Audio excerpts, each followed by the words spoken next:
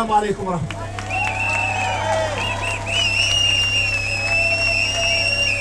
Thank you, Zahir. My name is Jamal. I'm the director of the Palestine Solidarity Campaign. We've finished all of our speeches, but we have 3 more voices for you to hear. Lowkey, the rapper and political activist. Yaman, a young Palestinian rapper. And Bushra, a young Palestinian student. They are not here today to perform for you. They are coming onto stage and they are going to read out the names of the Palestinians killed, massacred by the IDF on the 30th of March. When they have finished reading out the last name, we are going to ask you to stand in silence for 2 minutes out of respect for those killed. Thank you. Thank you very much. One of the functions of violence which is invisibilized, like the Israeli violence, is that the victims are also invisibilized. So we thought it was really important that today we mark the names of the people who were killed last week on the Great March of Return and this last Friday that passed on the Great March of Return. And we hope after that we'll be able to have a 2-minute silence. Thank you very much. مجدي رمضان شبات. علاء يحيى الزاملي. ثائر محمد رابعة. حسين محمد ماضي. أسامة خميس قديح. إبراهيم العرب. صبحي أبو عطية عطوي. محمد سعيد صالح. مصعب زهير السلول. عمر وحيد نصر الله سمور. محمد كمال النجار. أمين منصور أبو معمر. محمد هلو محمد نعيم أبو عمر. أحمد إبراهيم عودة. جهاد زهير أبو جاموس. محمود سعدي رحمي. إبراهيم أبو شعر. عبد القادر مرضي الحواجري. عبد الفتاح بهجة عبد النبي. ساري وليد أبو عودة. حمدان إسماعيل أبو عمشة. بادر فائق الصباغ. محمد الكفارنة. ياسر مرتجى. ناجي أبو حجير. محمد السدوسي. Thank you very much, and now we hope to have a 2-minute silence.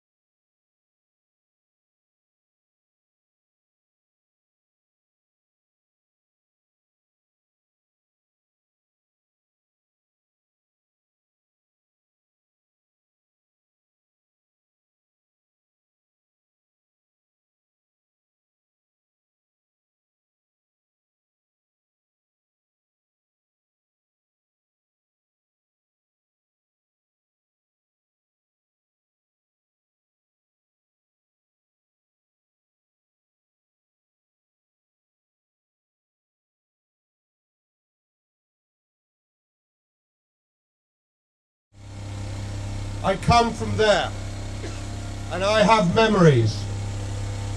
Born as mortals are, I have a mother and a house with many windows. I have brothers, friends, and a prison cell with a cold window. Mine is the wave snatched by seagulls. I have my own view and an extra blade of grass. Mine is the moon at the far edge of the words, and the bounty of birds, and the immortal olive tree. I walked this land before the sword turned its living body into a laden table. I come from there. I render the sky unto her mother, when the sky weeps for her mother, and I weep to make myself known to a returning cloud. I learnt all the words worthy of the court of blood, so that I could break the rule. I learnt all the words and broke them up to make a single word: homeland. Those are the words of Mahmoud Darwish, the national poet of Palestine. I want to thank you all for coming today. We know why we're here. 8 days ago, Israel gunned down 18 unarmed Palestinians, injured 1,500, 750 of them by live fire. And yesterday it killed another 10 and injured more than another 1,000. You've all seen the videos. Palestinians shot whilst praying. Palestinians shot whilst walking or running away from the border, shot in the back. And an image that I cannot shift from my mind: a young Palestinian woman walking calmly towards the border, carrying, as many as you do today, the Palestinian flag, shot down. She, like all of her comrades, was protesting, asserting the right, the inalienable right of return to the homes from which her family and the families of her comrades were expelled in 1948, like my grandparents, and expelled in 1967, and protesting about the inhumane conditions created by Israel's illegal siege, now in its 11th year. These protests are going to continue, and Israel has no intention of changing its policy of shooting to kill and maim.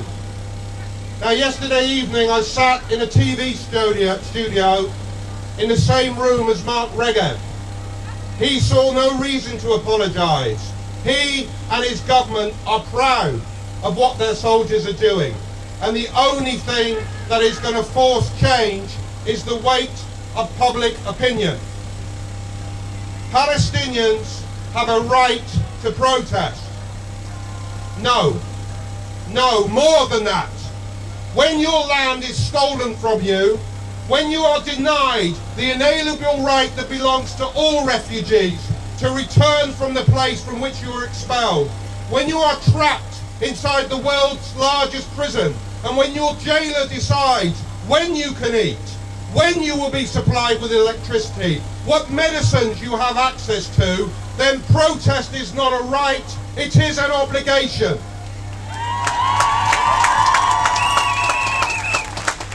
Now we too here have an obligation. Unlike our Palestinian brothers and sisters, we are not called upon to march heads held high into the line of fire, but we are called upon to show solidarity and to campaign with all of our might to change policy in this country. So I want to ask you all to do three things. Three things. Firstly, before you leave today, if you have not given money, please put money into a bucket before you leave. This will go to pay for this protest and the protests that are going to come over the next few weeks. Give what you can, £1, £10, it doesn't matter, give what you can. Secondly, go onto the PSC website.